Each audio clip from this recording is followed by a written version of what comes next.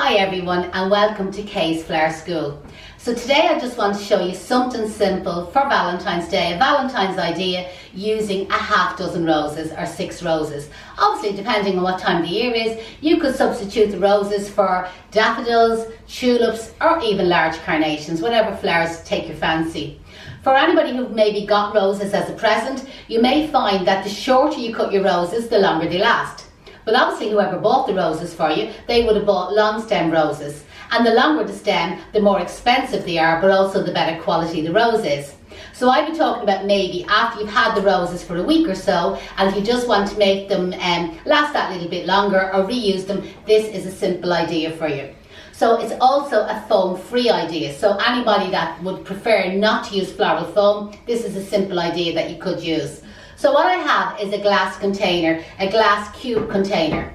I'm also going to use our water gels or our pearl gels, or there's different names for them. You can buy these swell gel, you can buy this in a local flower shop. I have my 6 roses and a little bit of jip, and what I need is some sellotape. So across the top of the container, I'm just going to use one line of sellotape. Just beforehand, I'm just going to add in our little water crystals. You purchase these in a little sachet, you mix water, the directions will be with it, and it swells up. If you prefer not to use them, you could just fill the container with water, it would work out perfect. So what I'm going to use now is just one little strip of sellotape going across the top of the vase, just overlapping, and then I'm just going to squeeze the sellotape together so it's not really sticky and it's also making it that little bit narrower. Across now the vase, I'm going to use 2 pieces of tape. So one up about here, and again I'm doing the same idea, I'm squeezing that in, and then a second one just down a little bit lower. So really what I'm doing is I'm making a grid, a bit like X's and O's. You know, as a kid you kind of drew the box for your X's and O's, something similar, but I just have 6 squares. I don't want to turn it on its side completely because in case the crystal gel falls out. Your next thing then is measure one of your roses. The easiest way to do this is turn your rose upside down and just have the stem, just coming up over the top of the vase a little bit. And then cut your 6 roses exactly the same size. And then remove most of the foliage that's on the stem. I find it looks much nicer. Then cut up your jip into short little sprigs. And then get your jip and place it into the little grid. I'm just going to cut this a little bit shorter. Place your jip into the little grid and just have it bouncing over the top. What you could use is some foliage instead of this. Like stems of eucalyptus would work out fine, a little bit of pittosporum, or even some ivy out of the garden. It mightn't necessarily take 6 pieces, because you'll find with the jip, sometimes you'll get real full bulky pieces, and then you get pieces that are just that little bit lighter. So again, just have it bouncing over the top, and you find then it helps to camouflage like the sellotape, the tape that I've used. So again, we just put this one here and we stick it down into it. And as I said, foliage would be just as nice. So again, I'll just hold that sideways for you to see it.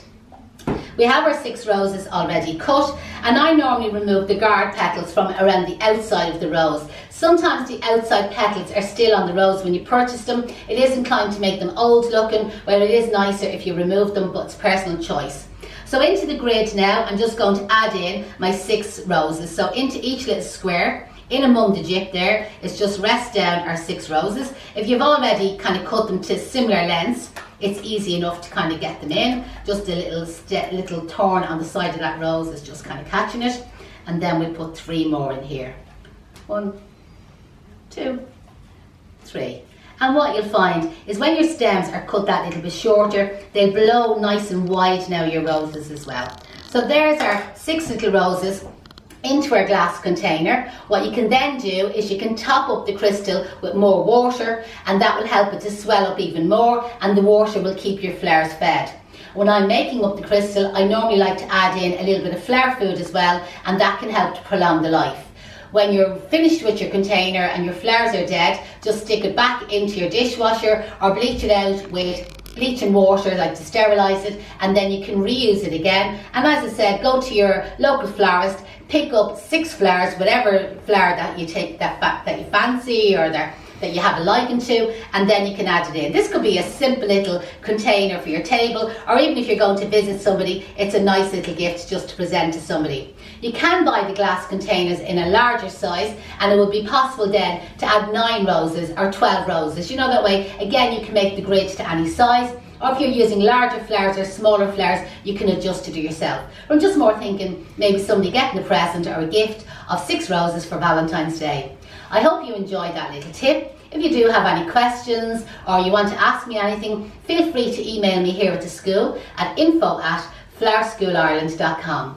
Thanks a million for watching.